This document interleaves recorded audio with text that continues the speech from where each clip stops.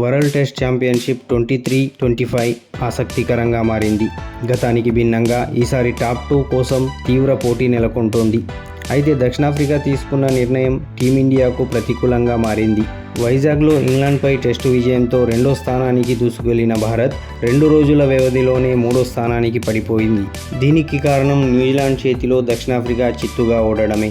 స్వదేశంలో దక్షిణాఫ్రికాతో జరుగుతున్న తొలి టెస్టులో న్యూజిలాండ్ 281 పరుగుల తేడాతో ఘన విజయం సాధించింది. ఈ టెస్టులో 529 పరుగుల భారీ లక్ష్యంతో బరిలోకి దిగిన సౌత్ ఆఫ్రికా కేవలం 247 పరుగులకి ఆలౌట్ అయింది.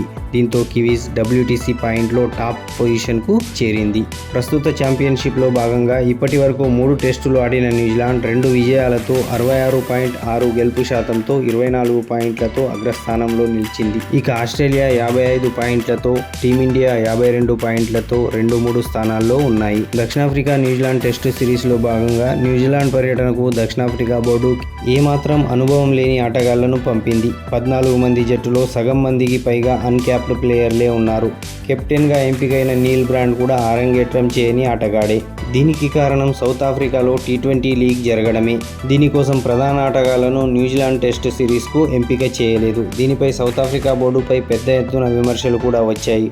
టెస్ట్ క్రికెట్ మీద గౌరవం ఉందని, కానీ క్లిష్టమైన షెడ్యూల్తో ఇలా చేయాల్సి వచ్చిందని సౌత్ ఆఫ్రికా బోర్డు వివరణ ఇచ్చింది. కానీ సౌత్ ఆఫ్రికా తీసుకున్న ఈ నిర్ణయం ఇప్పుడు టీమిండియా వంటి జట్లపై ప్రభావం చూపనుంది. ఇక ఫిబ్రవరి 13 నుంచి దక్షిణాఫ్రికాతో జరిగే చివరి టెస్టులోనూ న్యూజిలాండ్ ఫేవరెట్గానే ఉంది.